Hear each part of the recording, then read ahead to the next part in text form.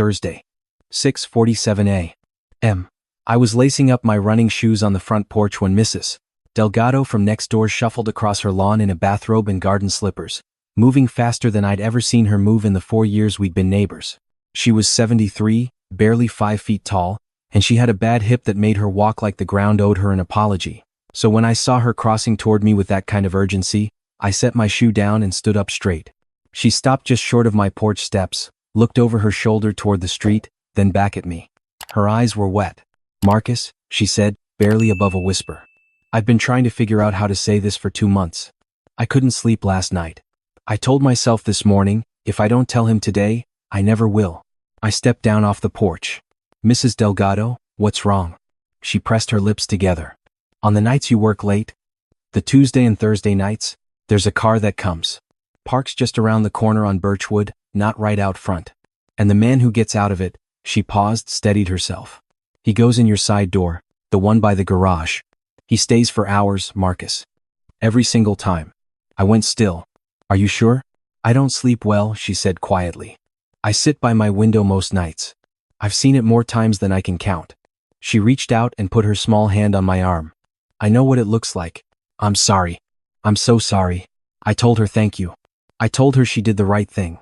I walked her back to her front door, made sure she got inside, and then I stood on the sidewalk between our 2 houses for a long moment, staring at nothing. Then I went back inside, sat at the kitchen table, and listened to my wife humming to herself in the shower upstairs. Her name was Diane. We'd been married for 3 years. We met at a work conference in Austin, got engaged 9 months later, bought this house in Columbus the spring after our wedding. She was a project manager at a logistics company. I was in commercial insurance.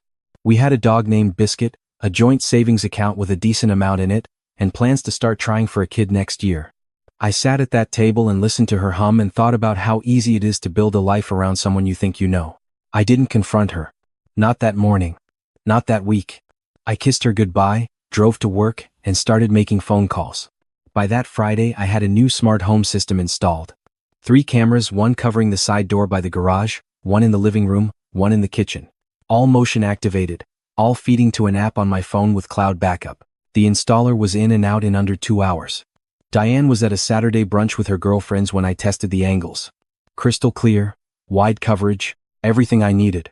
I also pulled 12 months of location data from our shared family plan.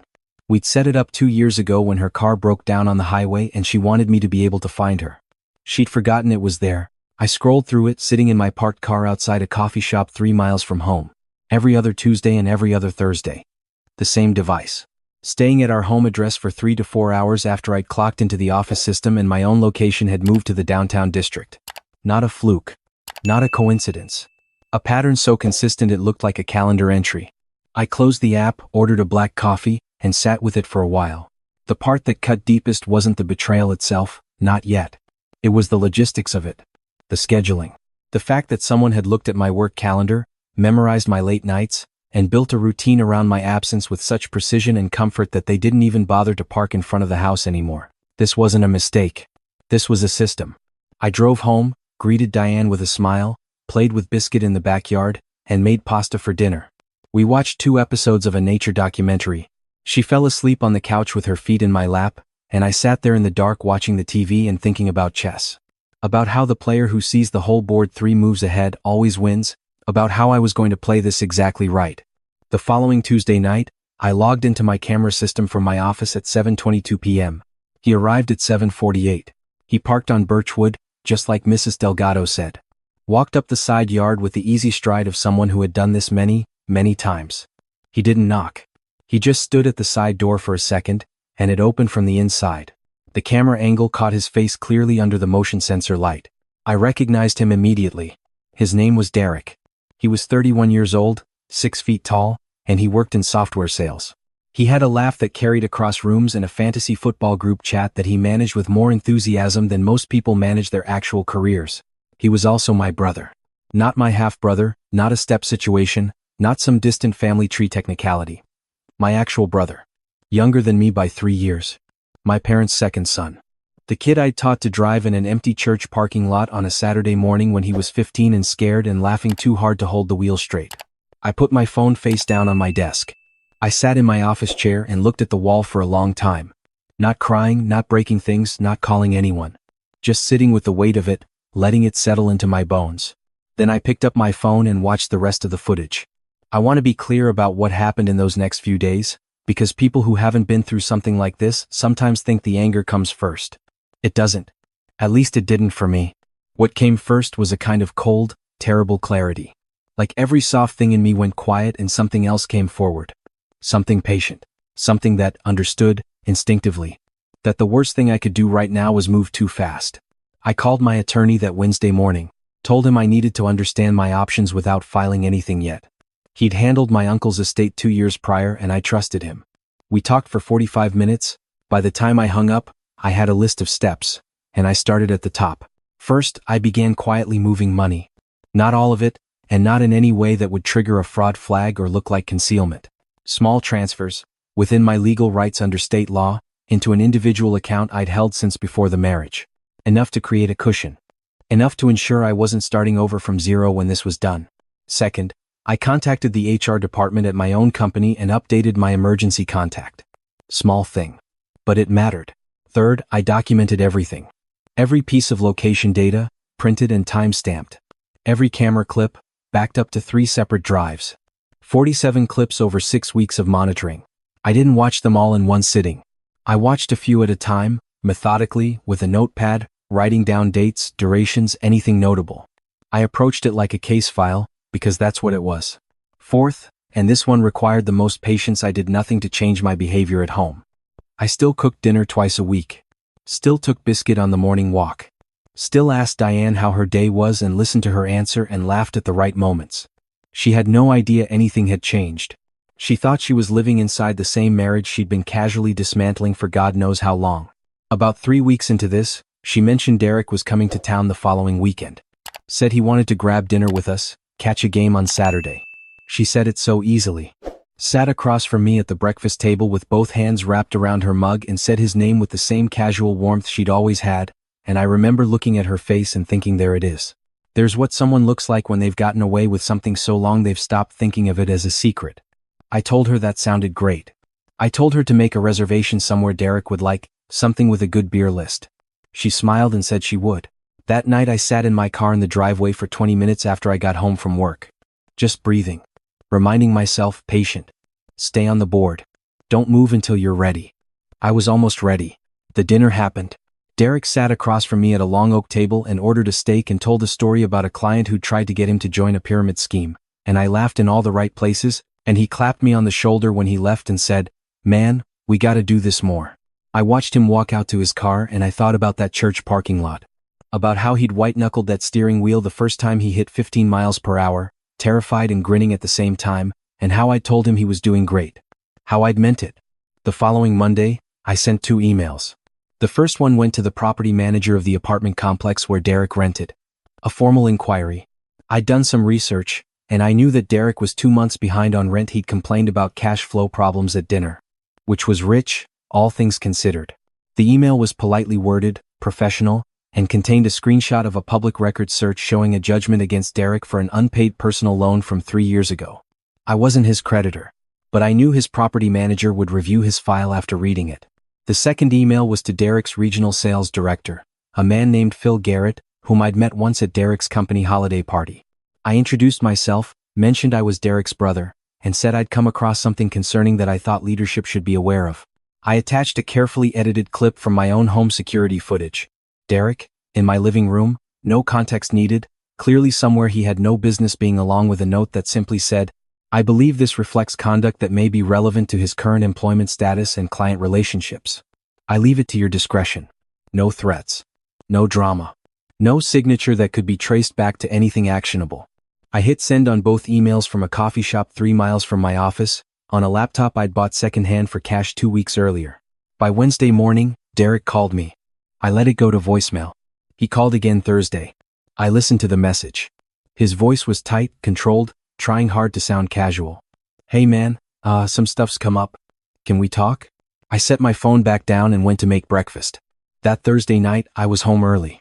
Diane walked in at 6:30, and when she saw me sitting at the kitchen island with my laptop open and a glass of water in front of me, She stopped in the doorway for just a beat, a half-second pause that she covered immediately with a smile.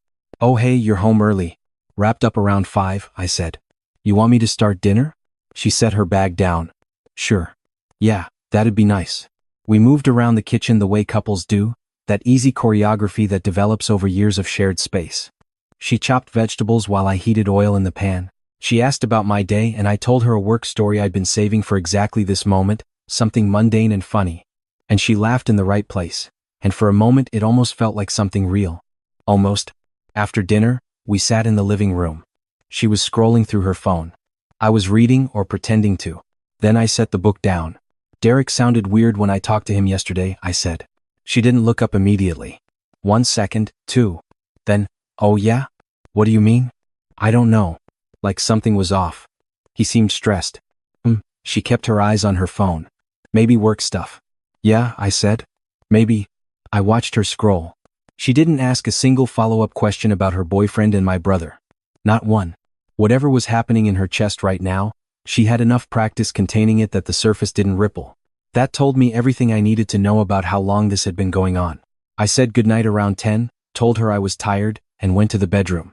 She came in an hour later, and I lay in the dark listening to her breathing slow into sleep, and I thought, tomorrow. The next morning I called my attorney before Diane was awake and told him I was ready to file. We reviewed everything. He said I had more than enough documentation for an uncontested filing, more than enough to protect my financial position, and more than enough to ensure the process moved efficiently. I told him to proceed. Then I called a locksmith and scheduled a rekey for the following Saturday, giving myself 6 days. Then I called the insurance company and began the process of removing Diane from my health plan and my vehicle policy. Then I sat at the kitchen table one more time and wrote 2 things.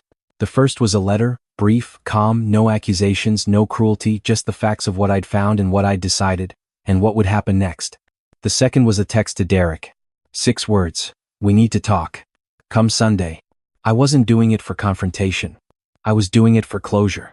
There's a difference. And I needed to understand it clearly before I walked into that room. Sunday came. Diane was home. I'd asked her to be there, told her I had something I needed to say to both of them, and though she'd looked at me with cautious eyes, she didn't leave. Derek arrived at 2 in the afternoon. I watched him through the front window, walking up from his car with his hands in his jacket pockets, shoulders tight. I opened the door before he knocked. "Hey," he said. Trying for normal. Trying for the voice he used when nothing was wrong. "Come in," I said. He stepped inside. Diane was sitting on the couch, and when Derek saw her there, his jaw shifted slightly, the way it does when 2 people who share a secret suddenly realize they're in the same room with the person they've been keeping it from. Nobody said anything for a moment. I walked to the TV console, picked up the remote, and turned on the screen. The footage began to play. Not a short clip. A full 20 minutes, compiled, time-stamped, labeled. The side door. The living room. The kitchen. My couch. My home. Tuesday nights. Thursday nights. Weeks of it. I stood in front of the screen with my hands in my pockets and let it run. Diane put her face in her hands. Derek sat down slowly in the chair nearest the door, like his legs stopped working. Neither of them spoke. When the footage ended, the screen went black. "I know how long," I said. "I know how often. I know exactly what happened in this house." I paused. "I'm not here to argue about it. I'm not here for an explanation. I'm here because I needed you both in the same room when I told you that it's over. Marcus." Derek's voice was rough. There's no way to. "I'm not asking you to explain," I said. "I'm telling you what happens next." I picked up the envelope from the console and held it out toward Diane. She stood slowly, took it with shaking hands, didn't open it. "Divorce papers," I said. "My attorney will be in contact Monday morning. I've already handled the accounts, the insurance, the property documentation. Everything is in order. This process can be clean and quick, or it can be complicated. That's entirely your choice." Diane's eyes were wet. "Marcus, please. I loved you," I said quietly. "Genuinely. I want you to know that. I want you to understand what that means in this moment." She opened her mouth. Closed it. I turned to Derek. He was staring at the floor. He looked like a man trying to find a version of himself that wasn't standing in that room, and failing. "I taught you to drive," I said. That was all I said to him. I didn't need more. I watched those 3 words land on him and I watched his face do something I won't describe because I don't have the language for it and I don't think I want one. I walked to the front door and held it open. "You can both take what belongs to you." Devin, my friend from college, 6'3", former linebacker, currently standing in my kitchen having arrived 20 minutes before Derek will help facilitate whatever you need to get out. Devin appeared in the kitchen doorway right on cue, arms folded, saying nothing. Derek stood, walked past me without looking up, and stepped outside. I heard his car start. Diane stood in the middle of the living room, looking at the photographs on the wall, our wedding, a vacation in Portland, a birthday party at her parents' house. She stood there for a long time. Then she picked up her bag, walked to the door, and stopped. I don't know why I did it, she said, very quietly. I know, I said. That's the saddest part. She walked out. I closed the door behind her, turned the deadbolt, and stood in the hallway in the quiet of my house listening to nothing in particular. Biscuit padded over from the living room, sat on my foot, and looked up at me. I reached down and scratched behind his ears. Devin came out of the kitchen, handed me a beer, and leaned against the wall. He didn't say anything about what had just happened. Because Devin is the kind of person who understands that some moments don't need a comment. We just stood there for a while. Here's the thing about betrayal that nobody tells you when you're standing on the outside of it. Everyone assumes the worst part is finding out. The discovery. The moment the floor drops out. And yes, that moment exists. I won't pretend it was easy to sit in my car the morning after I first saw that footage and breathe my way through something that felt like it was coming apart at the seams. But the worst part isn't finding out. The worst part is the weeks before you find out, when you were trusting someone completely, when you were making plans, when you were lying next to that person in the dark and believing, sincerely and fully, that you were safe. That's the part that takes longest to stop aching. The process that followed was quiet and thorough. My attorney was efficient. Diane's attorney reached out within the week, and to her credit, she didn't try to fight the terms. Whether that was guilt, or practicality, or something else, I don't know and I don't need to. The paperwork moved. The accounts settled. The house stayed mine. It had been in my name before the marriage, a detail that mattered a great deal in ways I hadn't anticipated when I bought it. By mid-December, it was done.